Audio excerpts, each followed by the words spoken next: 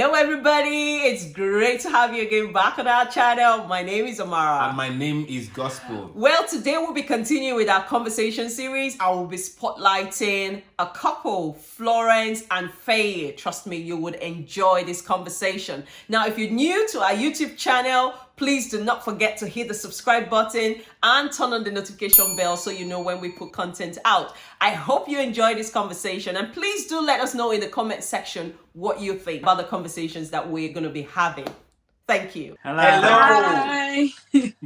It's wonderful to have you guys on this platform. In fact, I've been dreaming to talk with you and ask you questions because I know that you guys are wonderful in terms of your relationship and all that. Yes. It will be wonderful for our audience to know a little about you. Maybe you can start by introducing yourselves, tell us who you are and how long you've been married, if that's possible.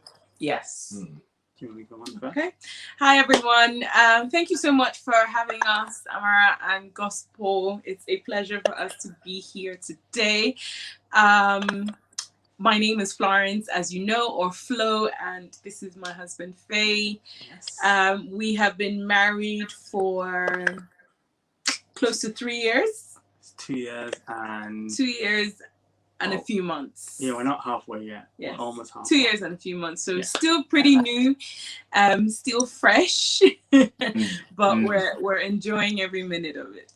Yeah. I remember your wedding. I know I was there live, and Faye, you were so excited that day. Just tell us a little bit about how it's been, being married for about 2 years with few months, right? Yes. Tell us a bit about it. So I'd like to start by saying, I guess marriage is a journey, and for me in particular, it's been an exciting journey. It's had its ups. It's also had some lows, but not very many. More ups than lows. For me, it's been what would I say?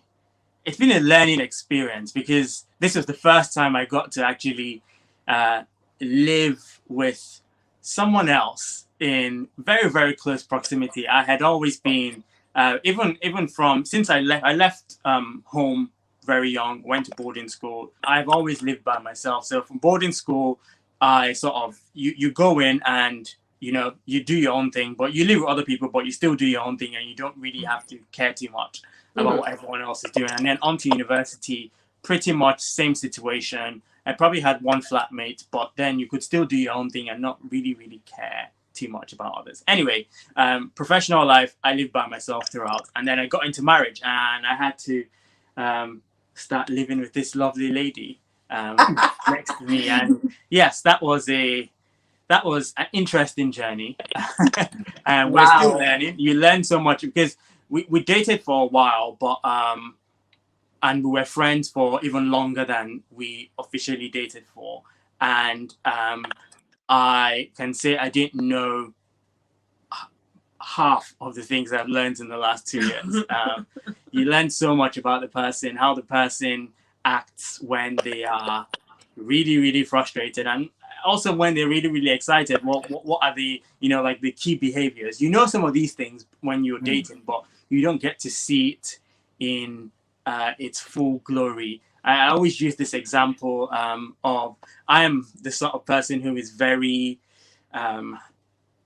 thinking of the right word here. I like things done in a certain way, and what I've had to learn with Florence is when you join together and you become one, there's never any right way. Your way is not always the right way. People have come with their own experiences of how to do things. A good example is how you fold a shirt, for example.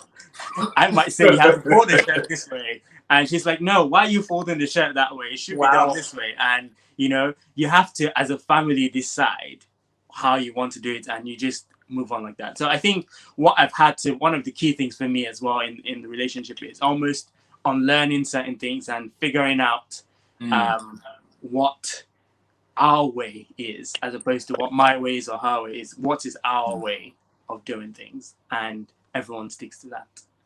I want to ask you a question on that before we go to Florence. Go on. What are the things you could say that have helped you to switch from that independence to a place of interdependence? Because you see, your experience is similar to a lot of young people out there, singles out there. Let me give you an instance. A lady has been working, she's all by herself, she's making her money, doing everything, and now you want her to live with a man where it's not me again, it's us. Yeah. What are the things that helped you to switch? Yeah. To make that transition? Yes, I think it's one of the challenges that a lot of young people or a lot of people who get married face. So when you get to the point of, okay, where do I let me go and take on us or the we? us concept. Yeah, the we concept. So I don't know what helped you. So it's a very I'm not there yet. I'm still growing there. I think in our relationship, Florence is the one who has found it a lot easier, because I think I guess just based on background, she's been a bit more selfless in her upbringing and in her way of life. I've been maybe a bit more selfish, and it's been a lot more challenging to get out of that situation. But one thing that has helped me is understanding, understanding love languages. So for example, I know Florence is someone who reacts to acts of service, and that touches heavily on this. So for me, I might not want to do something, but I know that by doing that thing, it helps her, love me more, and also it helps with me loving her more. And so that spirals into me, forcing myself and getting myself in that mindset to, I need to do this thing because it makes her happy. So I go ahead and do it. So I think that's one thing. I think also as Christians, it helps to, when you do have the fear of God in you, you begin to understand that it's not about you. It's about us. It's about our family. It's about where we're going. And it helps you. And I guess the Holy Spirit within you also helps you continue to walk in that light. On your own, I think it's very difficult. And I am still learning. There's certain times where I'm like, I'm trying to think of a good example. Maybe I just take a quick decision on something, and I should have spoken to her and said, hey, I'm thinking about doing this. Actually, a good thing is sometimes what I do in my head is I speak to her in my head, but I haven't actually told her. And then after I've done it, she's like, you never told me. And I'm saying, but I did. And then she reminds me that you never did. And then actually I then realize. So what I'm actively doing with myself now is I'm trying to make sure that even before I make some of those, even mundane things, I just mention it, try to mention it. Because she's very good at it. She always, she could obviously make a lot of decisions by herself, but she's like, even down to, what should I wear? She's like, okay. I think women do that a lot. So we, I think that's helping. And having a partner who is slightly ahead of you also helps to push you in that direction. Wow, this is like overdose of accolades for you, man. There's a whole lot going. Now, how did you guys get to the point where you knew she was the one? Okay, let me ask Florence. How did you know that he was the one? Yeah, before you ask that question, I think when he was talking, I could see Florence had some things she wanted to chip in. Okay, yes. Did like she wanted to talk, but it's not my turn. I have to wait. Do you have anything to say to what he said? I think he's pretty much summarized it. I think, yes, maybe it is a lot easier for me in terms of, sharing information and, like you said, that us factor. But I think it's easier for me because I just think, what is our family vision? How do I want my family to be? How do I want us to be open and transparent? Or do I want us to kind of go off and do our own thing? So when I think about those things, it propels my decisions, to share or to just, like you said, like little things, what wig should I wear today? Or, what should I wear? Or, those type of things. How should I do my makeup? What do you think? It's not because I can't make the decision myself. It's just for the sake of, you know, that open communication. So yeah. Can I ask? Okay, I think you are really liking it today. I'm quite Okay. interested in that thing that they're talking about, because, you know, to be honest with you, so many people have had issues in their marriages because of that transition. In fact, it is said that within the few years of marriage, the 0 to 5 yeah, is the most difficult time for married couples. So if you're able to move through that phase, yeah, it helps you stabilize, to blend and stay together, to gel. Yeah. So I'm asking you, Florence, did you guys have this conversation before you got married, that if you're married, you're going to be open, everyone shares before we take certain decisions? We did actually. We had a lot of lengthy conversations about this, even during our counseling sessions as well. We spoke about, you know, responsibilities and how we wanted to communicate. You know, things like, you know, we are Africans in the diaspora, so we, you know, things like, oh, if we want to send money home, how much does it have to be before we consult each other? You know, do we just do whatever we want and then, you know, just let the other person know later on, or do we, you know, speak about it first before we make those certain decisions? We definitely spoke a lot about those topics. We spoke about you know, de-escalation. You know, if one person is annoyed or angry, how do you want to be addressed at that given time? You know, Feyi is the type of person that if there's an issue, he wants to talk about it there and then. He needs to speak about it now. I am the complete opposite. Don't talk to me. I need space. I need to go away and think, and then come back with a clear head, and then we can have the conversation. So yeah, it was a lot of communication. Okay, Florence, you've talked about this communication you guys had and the things you talked about before getting into marriage. My question now is, do you think the conversation helped in the transition? Because you mean the conversation before the marriage? Yes. Did it help in the process of you guys practicing the things you've said in marriage? Because sometimes talk is cheap, they say.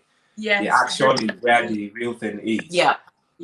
It definitely helped a lot, because I can imagine the amount of arguments and the amount of fighting that would have taken place if we didn't talk about these things, because I think it helps to set the tone, and it makes sure that both parties are on the same page. So when you have already spoken about the situation, how you would like to be addressed, or how you would like to deal with these situations, when it actually happens, you already know what to expect from the other person, and the other person already knows what to expect from you.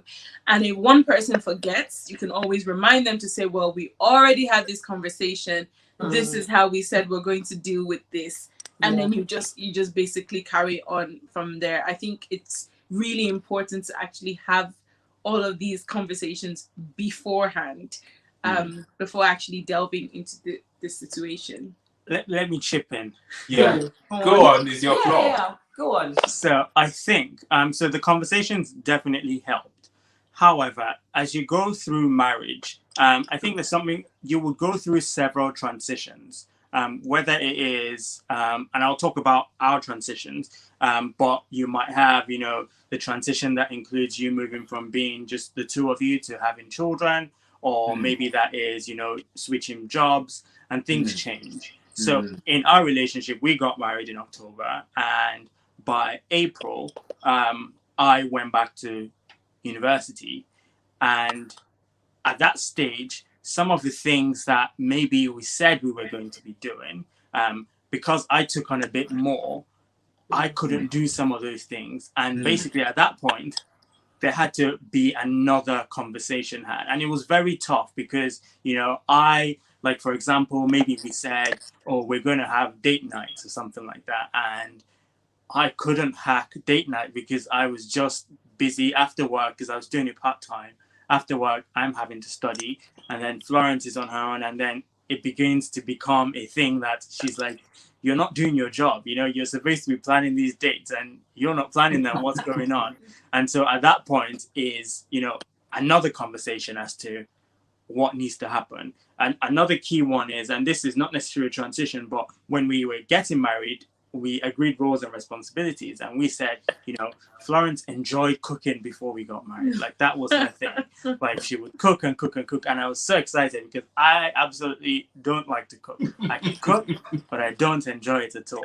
So Florence had the role of cooking, and we've been married for a number of years now. But then, probably in the last year or so, Florence has taken on board a lot more. A number of businesses she's running, a number of things have changed, and it's at the point where, you know, like the burden of cooking it's just not there. So I don't like to cook. She's busy.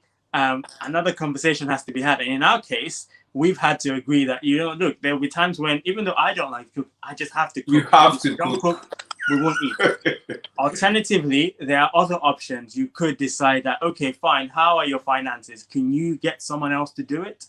And you guys do it. So, for example, last week was Valentine's. I was like, okay, well, we're both busy, but we still want to have a good time. So let's order different types of meals. And we've not cooked. Well, I cooked last night, but aside from that, we haven't cooked anything all week. It's just been eating stuff that, and it's variety, and we could afford it, so we did it. That kind of thing. So it's just having those conversations at those key moments, and not just ignoring those changes, because there will be changes that will happen, and ultimately, you need to be flexible enough to change them. Yeah, I like the fact that because sometimes people say, "Oh, we had the conversation before marriage. Why is she changing it now? Why is he moving the goalpost?" You know, the thing is, nothing is set in stone. Yeah. And I kind of just love your philosophy, and I wish every person getting into marriage will have that sort of mindset about marriage, because look, things happen. There are seasons. You know, the fact that, okay, we used to be just both of us, and then suddenly now we have a son. Yes, even the face of people getting pregnant and, you know, going through navigating that season. Different dynamics for different seasons. Exactly. Could put a lot of pressure on the relationship. And it's all down to being flexible, being open-minded, and always revisiting and having that conversation about, look, expectations are there, but sorry, you know, things change. Can we possibly do it differently? You know, things like that. Yes. Two principles are picked from what they've just said. Yes. One is conversation is ongoing. Communication has to be constant. It's progressive. Yeah. Another one is flexibility. You have to be open to learn, to unlearn, and to relearn. Exactly. Like me that doesn't like cooking, you have to be flexible to cook. You know. God is helping. But the thing is, for an African, should I go there? You can, of course. Like from because it's one of the big deals. Like, but the thing is, for an African man, typical African man, is that conversation for who is going to cook will never come into the picture. The assumption is that once I'm married, it's the responsibility of the wife to do the cooking. Yeah. So I really appreciate you guys having that openness to talk about different roles and who is supposed to do what. Yeah. I was asked. Yes. I was going to say on responsibilities. I think the world that we're in now, I think people need to be a bit more open to, I guess, less traditional approaches to dealing with marriage. Like it shouldn't, like, everything should be open for conversation. It shouldn't just be, okay, this is the man's role, this is the woman's role. I think you should be able to have a conversation and determine what is our own approach in our family, what happens here. What happens in someone else's home is not your business, to be fair. It's what happens with us, what works best for our own way of life. Yeah. Thank you. With that.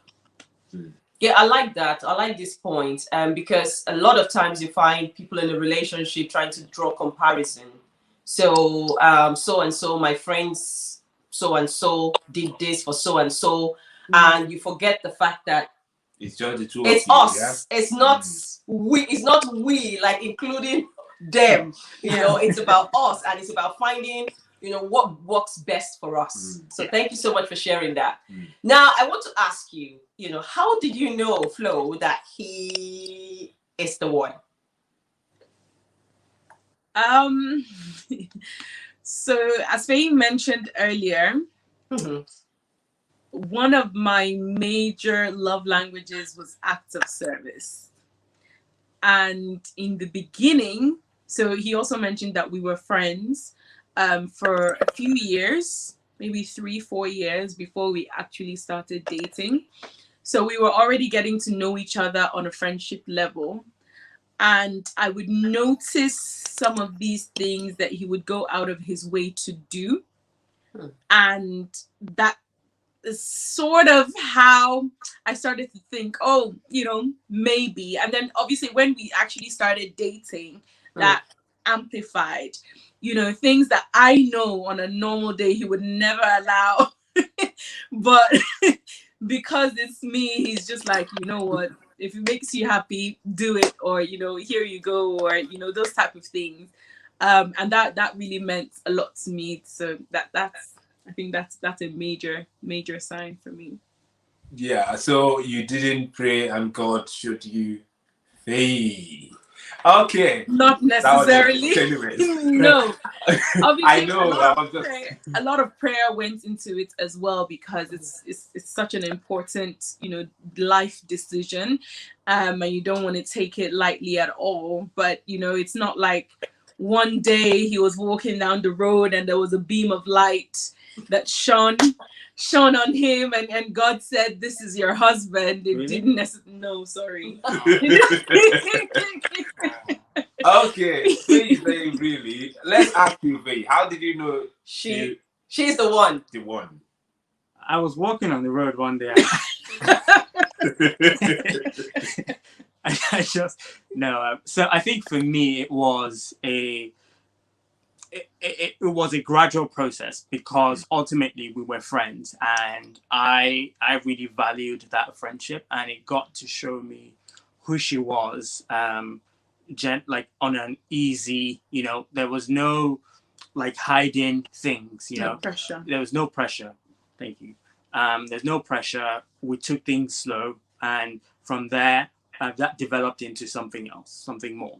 And ultimately, going into prayer, for me, there was a sense of peace as to the decision I was about to make towards making her my wife. And the second thing for me was shared vision. So we were going in the same direction. We were going to this, well, actually going to the same place, but we're going in the same direction.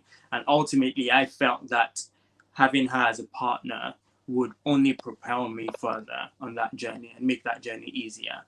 I always like to coin the phrase that, you know, two heads are better than one, but ultimately two heads going in the same direction are better. Two heads going in opposite directions are not. This was, for me, it was key. And yes, I don't regret that decision. It was a great decision. It has really propelled me. I am far ahead from where I was when we got married. And it's been lovely so far.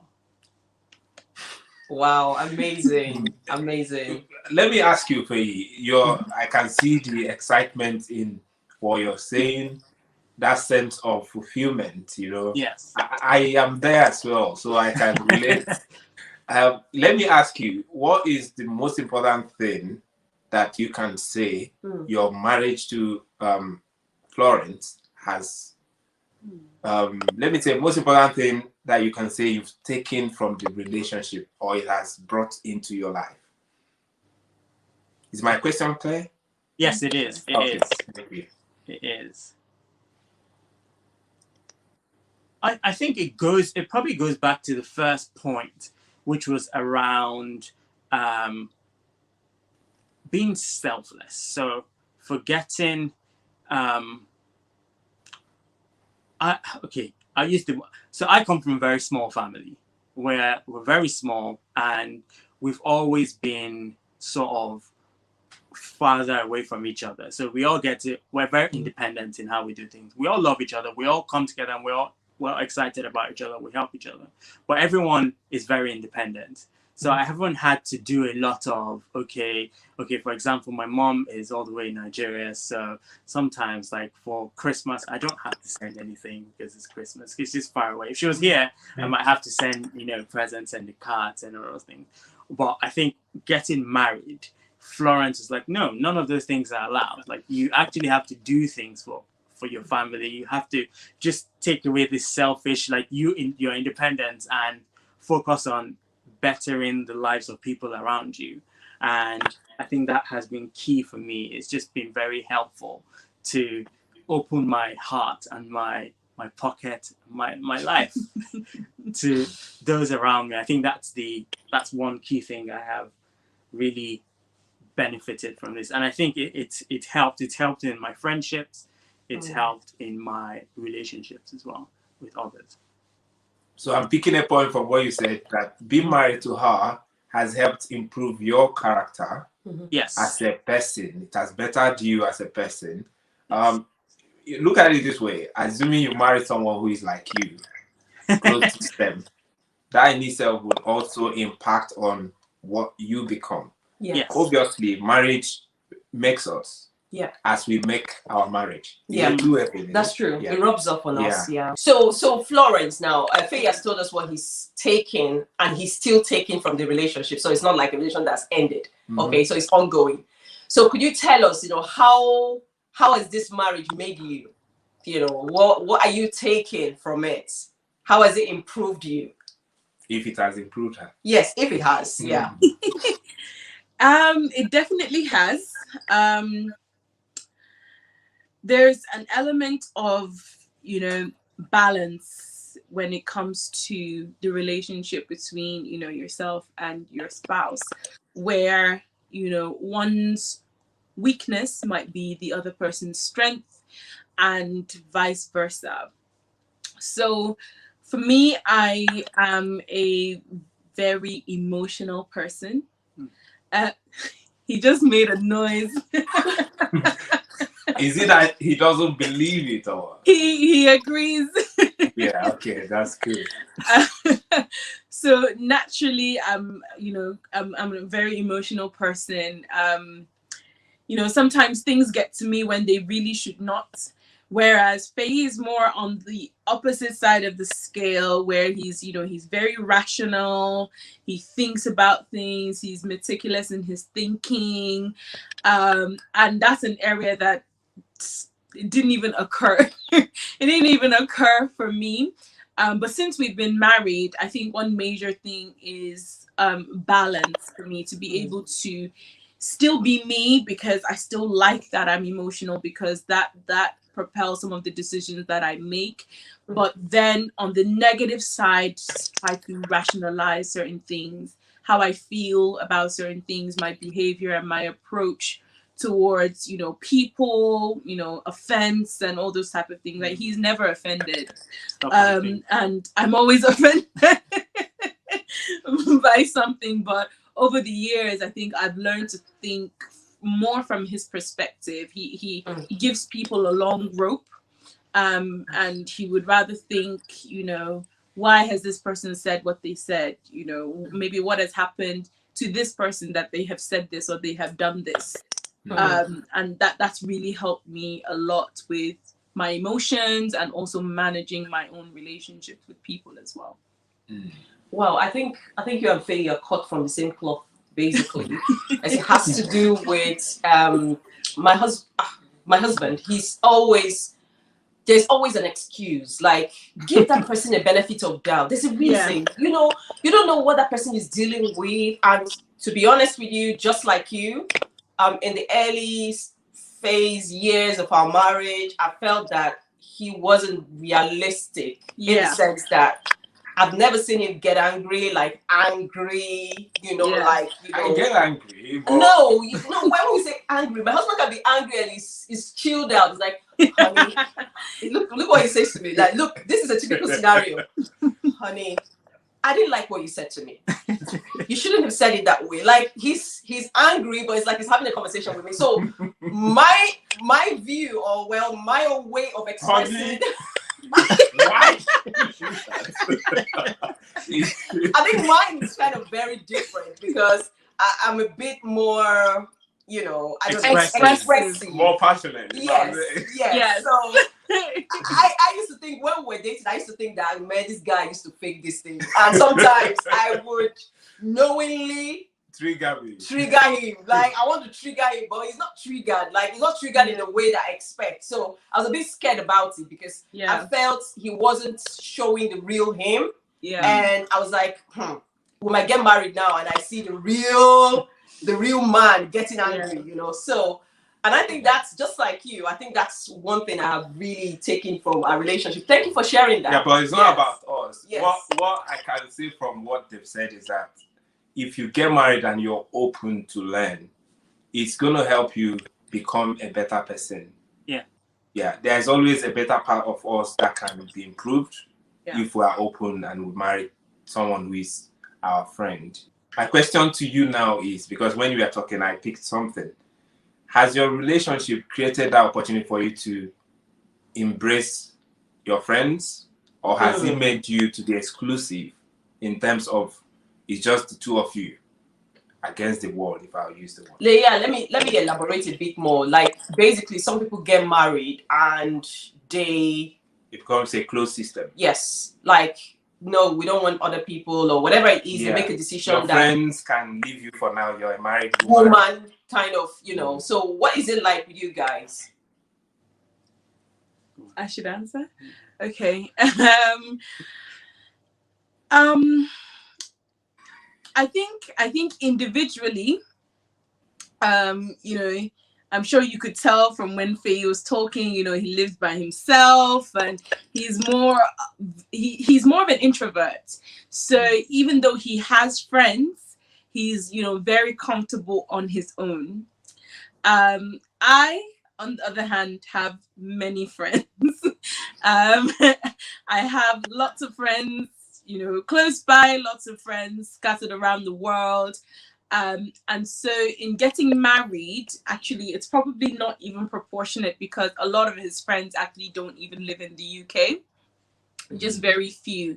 But he has embraced a lot of my friends because they're the ones around, and the kind of people, you know, I love hosting. I love, you know, spending time with my friends, you know, going out, that type of thing.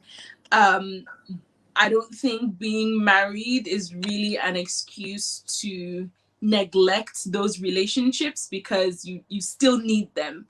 So we've definitely embraced friends. He's embraced a lot of my friends. I automatically embraced his friends because that's just the type of person I am. And yeah, I think we've been the better for it, really, because they've also helped us, especially friends who are also just early on in their own marriage journey as well. We're able to have open conversations with them as well, and, you know, learn from each other. So I think that last bit is quite key because there's certain friends who are in the same same season as we are currently, and I think we've grown a bit closer to those people because we're all facing the same challenges. We're all, some of us might be slightly ahead in terms of, you know, season, so we're able to share experiences with those guys as well, and that has helped. I guess from my own perspective, as Florence has alluded, I know plenty of people. I have equally many friends, but I've always been the sort of person who is able to, and it's something I'm trying to learn not to do, is I dip in and out. So I try to leave my relationship in such a way that even if I might not speak to someone for a month or 2 months, I can still come back and pick it up from where we left it out. So I don't think that has necessarily changed. I think one thing I'm trying to learn, and it's definitely a development area, is how I hold my relationships, make them stronger. because there's only so much you can do when you come in and out of relationships. Yes, you might be very close to someone for a period of time, and then you begin to do the in and out, and you become slightly, it's never the same. And so what I'm trying to learn, and it's also from Florence, is how do you nurture some of your relationships in a better way. But I don't think marriage has impacted that. I think that Negatively. yes, there's certain relationships, that I've had to cut back on, because you have to think about the nature of some of those relationships in terms of how healthy they might be. Because ultimately you could have certain friends, for example. In the past, I've had people who I've dated, and I've always been the sort of person to end things amicably. So there's still people I can talk to, but ultimately I know I'm married, so you have to have certain boundaries in place to ensure that you're not making your partner uncomfortable, or also potentially putting yourself in a precarious situation with those people. Wow, this is deep. I think. Yeah. I think anyone listening to you or watching this would all obviously gather a lot of principles from what you guys are saying. The essence of this is to help someone out there who may be in the same position, or someone who is not married and they're thinking about marriage, to see that in marriage you don't exclude your network of friends, and there are friends you need to let go because of the thing you're building. Yeah. Because your marriage is more important than those other relationships. So any relationship that will impact negatively on your marriage, you need to let go. Now, this question I want to ask is, I think it's a very important question, because both of you are Nigerians, right? Yes. And you both lived here and you're working here. Now, there's a lot of challenges with young people trying to settle down in the UK. And not just in the UK, I think people in diaspora, people like us in diaspora, trying to settle down, it's a bit of a challenge for them, a hurdle for them to sort of cross over. Now, what advice would you give? Why do you think that young people in diaspora like us find it difficult to get settled on time? And what advice would you give yes, to them? and then what advice would you give to them? So when you say settled, do you Get mean married? Like they could be in and out of relationship. Like they could have oh yeah, I dated this person, 2 years and blah blah blah. But I mean, getting to the point where they commit, the point where they get married is always a problem. They tell you, oh, I don't, have not found the one, I've not found someone, or no one is committing yet, those kind of stuff. So why do you think it's a challenge for them? I think I guess the society that we live in right now, there is this notion of do you just do your thing, keep doing your thing. No one's going to look after you, or no one's going to. You basically just fend for yourself. Go ahead, do your best, and just get things done. Ultimately, I feel that there is this. You don't have to be, as a man, for example. In my case, I don't have to be earning millions to look after a family in that situation. As long as I feel, this is my own personal opinion, as long as I can look after myself, as long as I'm not a liability to anyone, and I find someone who's also not a liability to anyone, us combining resources together would only lead us forward. It would be better for us. It would even be easier, because ultimately you can get synergies from both people, and you can then move on and continue to build together. Most people feel that they have to get to a certain or hit a certain milestone before they can settle down. But I don't think that should be the case. There are certain things that are easier while you are single. For example, I always had this dream of wanting to go abroad, to work, do things. I still have it, but it's slightly more challenging now, because I can't just decide today, hey, I'm going to Dubai and I'm just going to leave. I have to think about, okay, where does Florence fit into that vision? And so, yes, there's certain things, some of those visions, you have to find the right person who keys into that and maybe think of it ahead of time. However, I still feel that people should be willing to, I guess, know what they want and just search for people who have similar shared visions. People generally are just out there to have fun now, as opposed to settle down, because you can get the same things in marriage as you can get as a single person now. So no one really cares too much. But I think we all need to be aware that there's certain things that say for marriage. And so it is definitely better to be married with someone there who has your back all the time than being on your own. I think in society as well, just adding to what Feyi has said, there is a thing of a lot of pretense. So a lot of people acting a certain way when they are not. And so it leaves people who are actually who want to settle down a little bit afraid, because they don't want to encounter somebody who seems like they're a certain way. And then you get into marriage and then they are a completely different person. In my opinion, something that's really missing in a lot of young people that I know and I see is authenticity, because there is this image that from a lady's perspective anyway, that people want to fit into. I want to be the girl that has this, that, and that. I want to have the latest this, I want to have the latest that. But then they forget their authentic selves. They lose themselves. And in most situations, that authentic self is what would attract you to that person that you're supposed to be with. And a lot of people just seem to kind of miss that, and we become more concerned with a lot of shallow things, a lot of material things, and people tend not to really work on themselves. So and then I think the other thing as well is dating, it has to be intentional. So people just casually date and not be intentional about it. So dating involves asking the right questions, the difficult questions, and you're able to weed people out. Ultimately, I'm a big advocate in just dating your friends, but that's my own personal thing. It's worked for me. It's a lot easier. I like what you're saying right now, because a lot of times you find that people only talk about being intentional in relationship when you're married.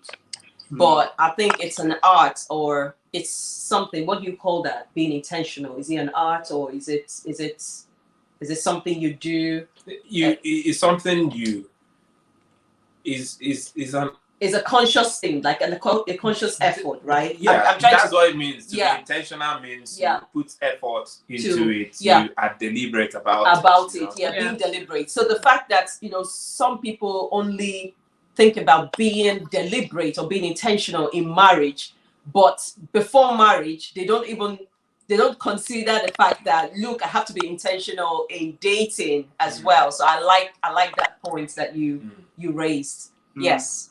In terms of those who are newly married, yes, what advice will you've been on a journey. Yes. Yeah. From when you guys were not married, you've been friends, and now you're married for 2 years and some months. There is someone who is longing to get married like you, and they don't even know what's going to happen within the system. So from your experience, what advice can you give them? I would say, aside from, so it goes back to intentionality. Ask the right questions. Don't be afraid to question things. Ask about family. Ask about family dynamics. Ask about likes and dislikes. Ask about where they want to be in like 10, 20 years time. Where do you see us when we are in our 50s? Just ask questions.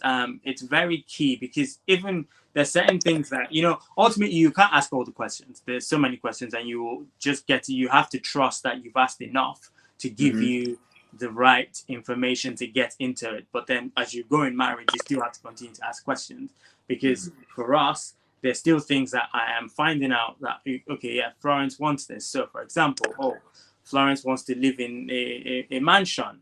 Maybe I didn't want to live in a mansion before, but okay, can I live in a mansion? Maybe, yes. Okay, so we're fine. We move on from there. So some of those things you might not ask at the time, but you find out as you continue to go out in the relationship, and it's not a deal breaker or anything like that. But ask some of those deal breaker questions. Do you want to move back to Nigeria? Yes or no? If I don't want to move, just know, okay, let's just move on and let's go our separate But we're ways. talking from we're already married, right? So the advice is So for people who are not. who are married. No, the advice is for people who No, are not. for people who are thinking of getting married. Or thinking of getting married. Yeah. Yes. So I was right. Yeah. Okay. Yeah.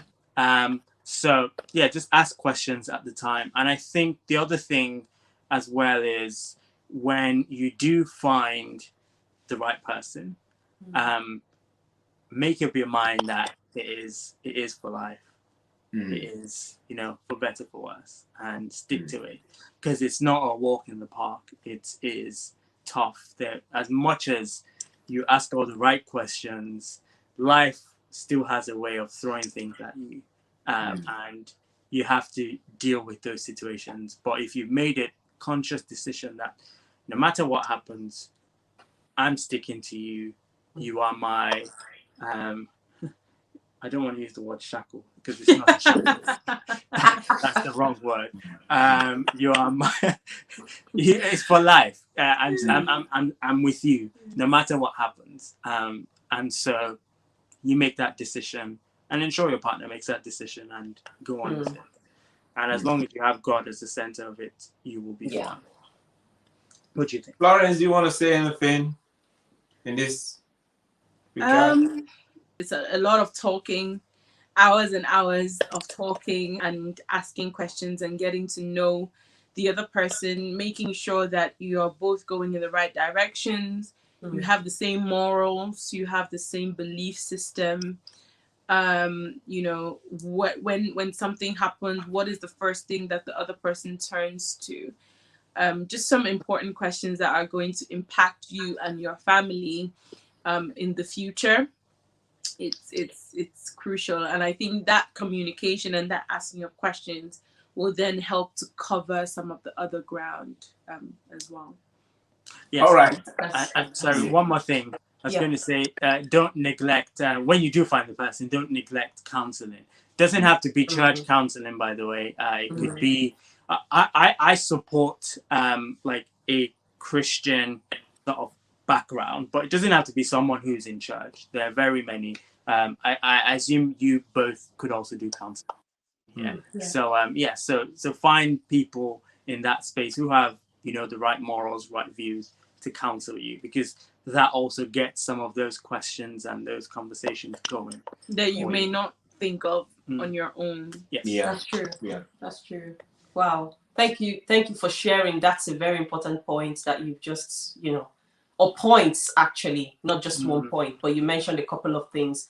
And I think that sometimes when we speak about these things and tell people about it, it looks like it's theory. Yes, it seems like it's something just we read from a book. Exactly. That sharing, Exactly. And So, it's wonderful having people to talk from personal experience.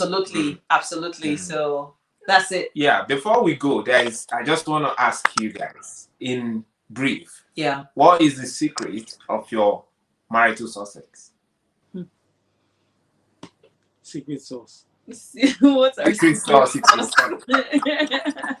Secret sauce, secret spice, secret ingredient, secret what else? Yeah, just all secret. the secrets. What is the secret sauce? Obviously, aside from the Holy Spirit and God. While he's thinking, tell us. I think we have a really great friendship. As we've mentioned, we started off as friends. years ago, many years ago now. And I think we've maintained and even built on that so much more in marriage.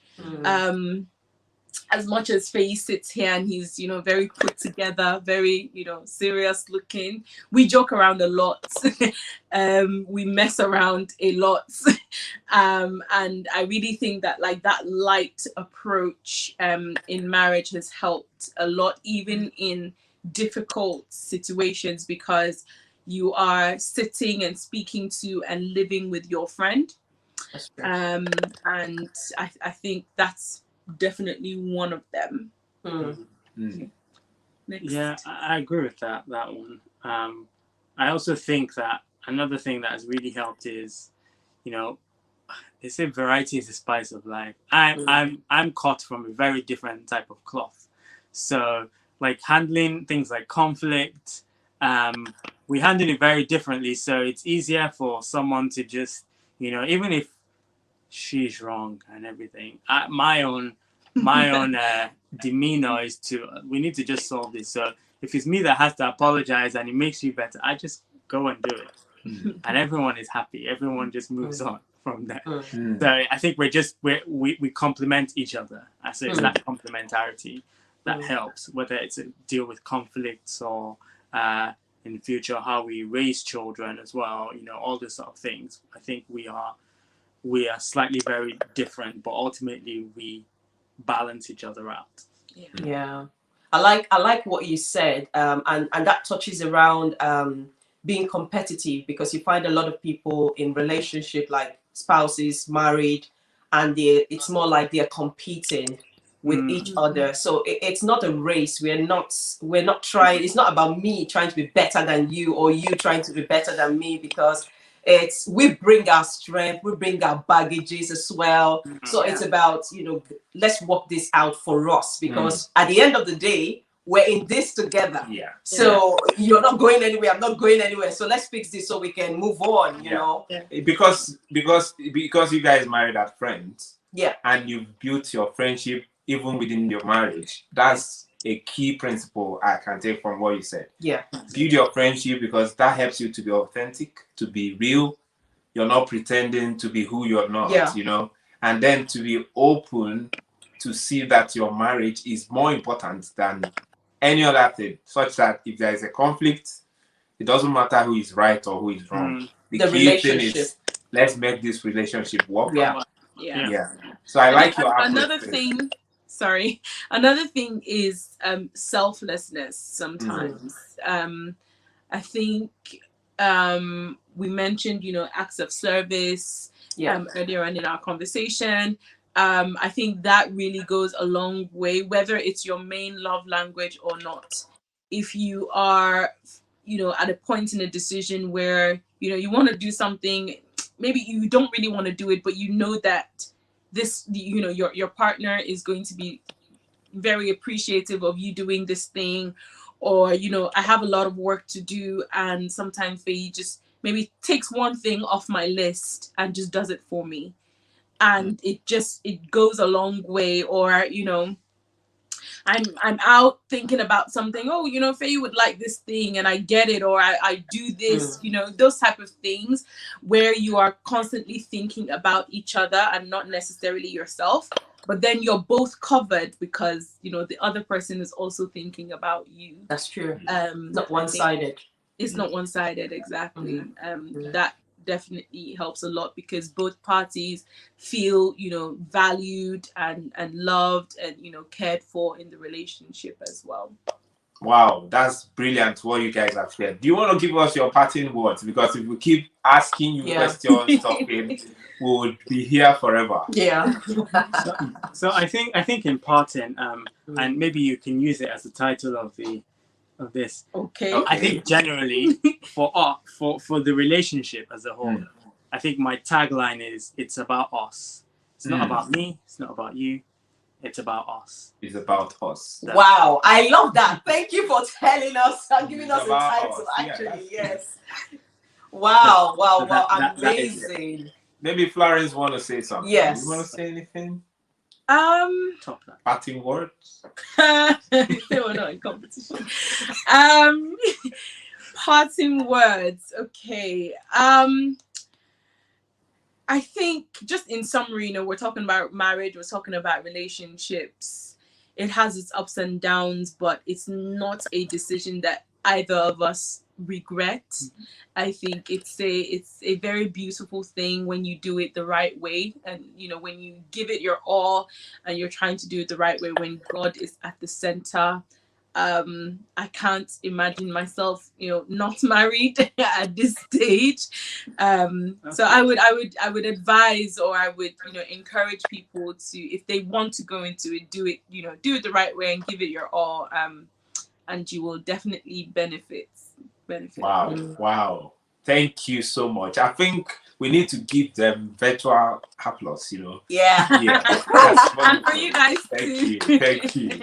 We appreciate Wow. you. We appreciate your time and all that. Yeah. Yes. I want to say something, you know, like Florence right here has a YouTube channel as well. She has a she talks about lifestyle. I'm sure she forgot to mention when she was introducing herself, but I just thought I should mention it. And we will be putting the link in the comment section when we put this out. So that's good. Yes. So thank you guys for your time. Thank you. Thank you. Wow, wow, wow. That is wonderful. That was awesome. Florence and Feyi sharing From their hearts. Yes, from their heart, their Yes. personal experience in relation to their marriage, even before marriage, their relationship before marriage, and now that they are married. Yes. In fact, they said so many things: friendship, communication, openness, you know, and how they've been doing it together. So I just want to say to our viewers, do let us know in the comment section, you know, what are the other things? What's the secret sauce of your relationship? Do tell us. And please, if you want to be featured in this conversation series, our email is right there in the comment section. Just hit us an email, let us know, and then we'll have a conversation before we showcase you. No. And I would say, if you're new on this platform, this is your first time, please, can you subscribe to our YouTube channel so that you know when we put our content out there, and we'll be happy to hear from you as well. Thank you so very much. Thank you. Have a wonderful day. Bye-bye. Bye.